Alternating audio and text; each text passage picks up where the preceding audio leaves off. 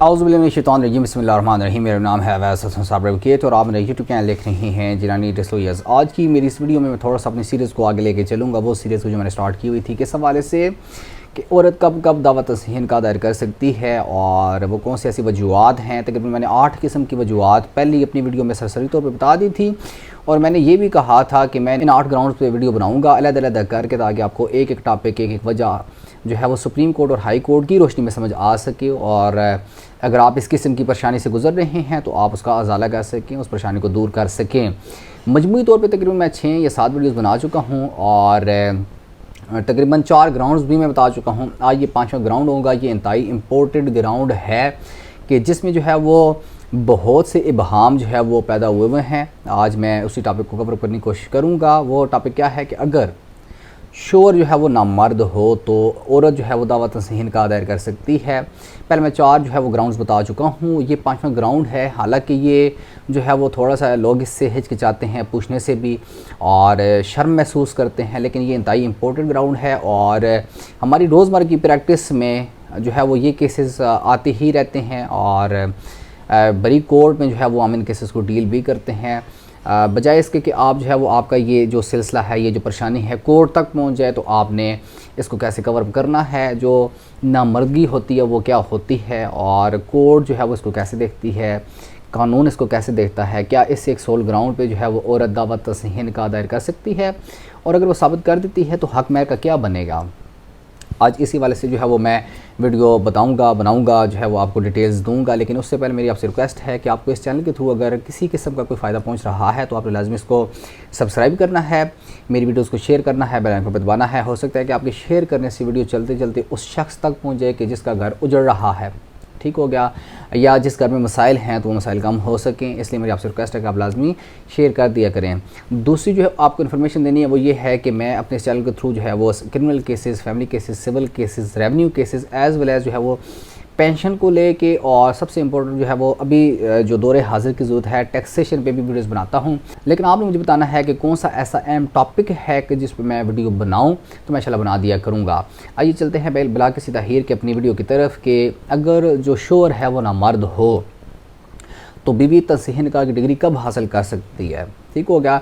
इस हवाले से मैं आपको साइटेशंस भी लिखाऊंगा और आपको बताऊंगा कि जो शोर होता है कि अगर नामर्द हो, अब नामर्दगी में शोर की जिस्मानी कमज़ोरी, जो ज़ाहिरी कमज़ोरी नज़र आ रही होती है कि वो दुबला पतला है, वो नामर्दगी की इलामत नहीं होती। और अगर जो औरत है वो कमज़ोरी की बिना पे जो है वो कोर्ट में जाती है तो उसका जो दावत तस्हीन का है बर बनाए नामर्दानगी शोर या नामर्दगी शोर वो कभी भी डिग्री नहीं होगा, ठीक है ना।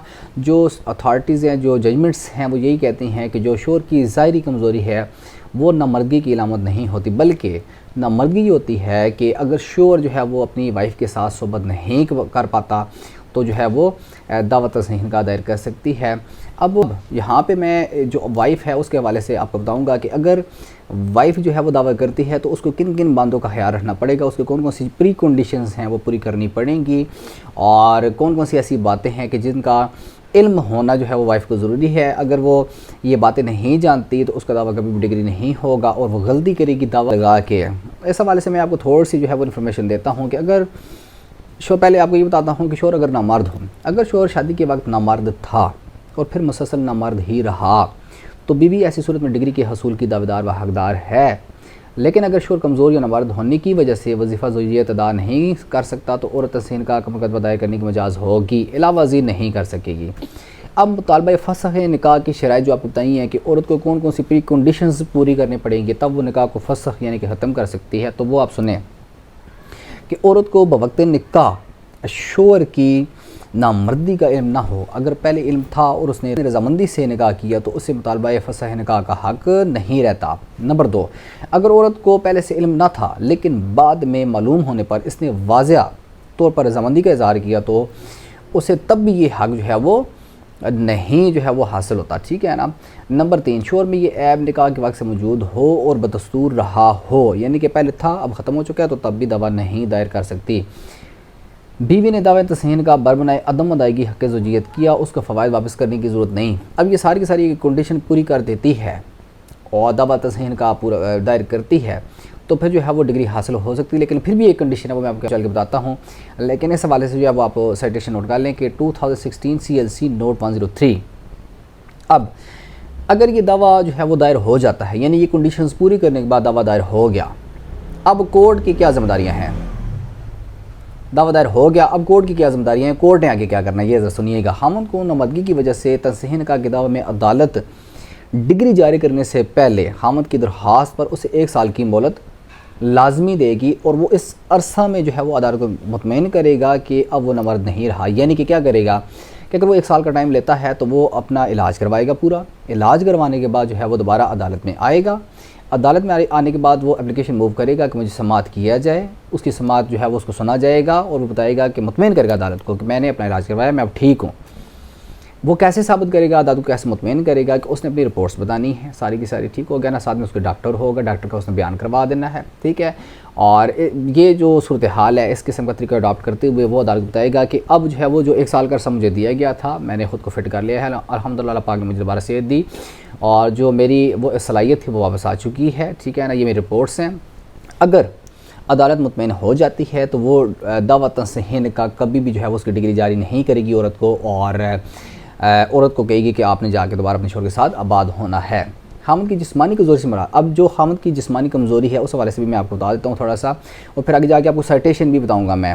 हामद की जिस्मानी कमज़ोरी से मुराद क़ुव्वते मर्दी से महरूम होना नहीं कहा जा सकता, और इस बुनियाद पर शादी की शिक जो 5 है, यानी कि जो ये नामर्दगी की जो शिक है या जो सेक्शन है के मुताबिक नहीं हो सकती। नामर्द की तारीफ़ शिक 5 यानी कि सेक्शन 5 के मुताबिक ये है कि मर्द अपनी बीवी से सोहबत करने की सलाहियत नहीं रखता।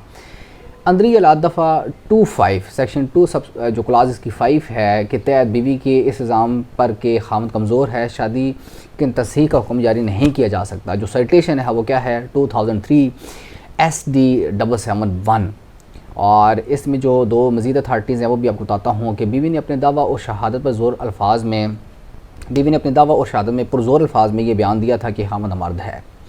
ये शहादत उसके दूसरे गवाहान ने भी दी, और मज़ीद बताया कि हामद ने अपनी ये नाअहली पंचायत के आगे भी तस्लीम कर ली थी कि बरामद होने की वजह से हक़ ज़ौजियत अदा करने के काबिल ना है। ऐसी शहादत की तस्दीद हामद की जानिब से ना हुई, और इन हालात में साबित हो जाता है कि हामद ना मर्द होने की बिना पर हक़ ज़ौजियत अदा नहीं कर सकता।